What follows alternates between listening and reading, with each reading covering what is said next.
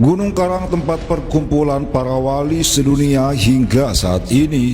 Di sisi lain, gunung ini merupakan tempat perkumpulan para jin sedunia. Sebagaimana yang pernah dituturkan oleh Abu Yauchi Turtusi, Gunung Karang memiliki dua bagian, putih dan hitam. Bagian putihlah tempat perkumpulan para wali sedunia, dan sebaliknya bagian hitam adalah tempat perkumpulan para jin sedunia. Tak heran jika dibutuhkan arahan khusus dari kuncen gunung bagi siapapun yang hendak mendaki Gunung Keramat ini.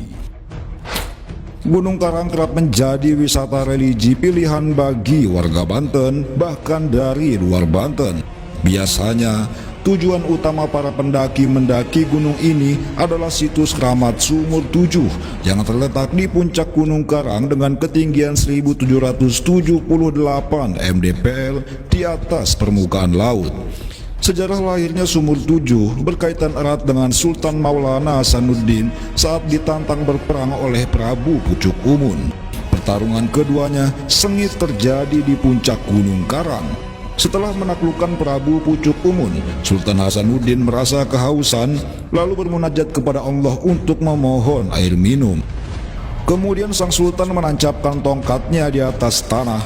Atas izin Allah, seketika itu keluarlah 7 mata air menyembur dari dalam tanah. Lubang bekas tongkat yang ditancapkan inilah yang sekarang disebut situs keramat Sumur 7 Gunung Karang. Selain Sumur 7, ada beberapa situs keramat di gunung ini, seperti Batu Menhir, petilasan Sultan Maulana Hasanuddin, makam Syekh Rako, dan makam Syekh Karan. Gunung Karang adalah sebuah gunung berapi yang terletak di Kabupaten Pandeglang, Provinsi Banten. Gunung ini masuk ke dalam kelompok stratovolcano yang memiliki potensi meletus. Meski begitu, warga di sekitar Gunung Karang meyakini bahwa Gunung Keramat ini dijaga oleh para aulia. Gunung Keramat ini merupakan gunung terbesar di tanah Banten.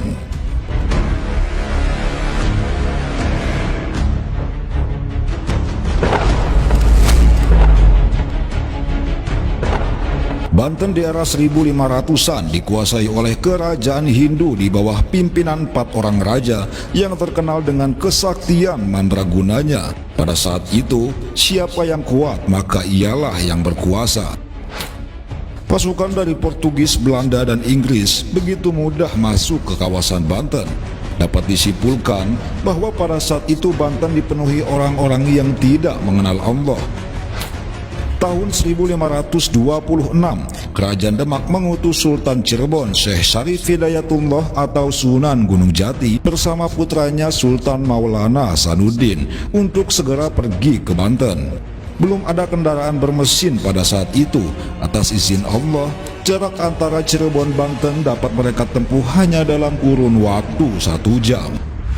Setibanya di Banten, Sunan Gunung Jati bersama putranya Sultan Maulana Hasanuddin pergi menuju Banten Girang dan mendapat kabar bahwa ada kerajaan yang kokoh di Banten yang dikuasai oleh 4 orang raja yang bernama Raja Sima, Raja Darga, Raja Brahma, dan Raja Ganesha.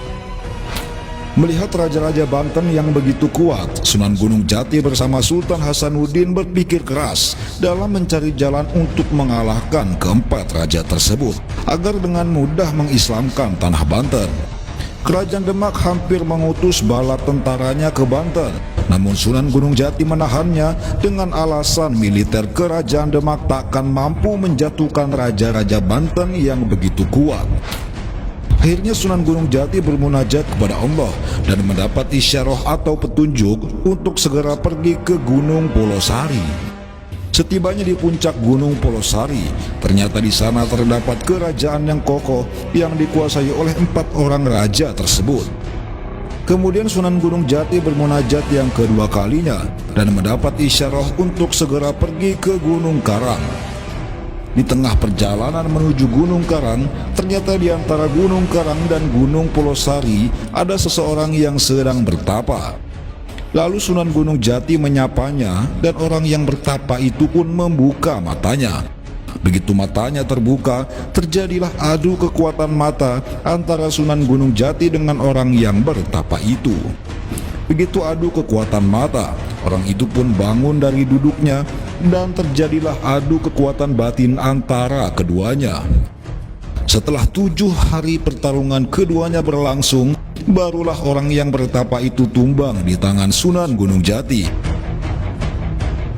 Dan ternyata orang yang bertapa itu bernama Brata Guru Sampang.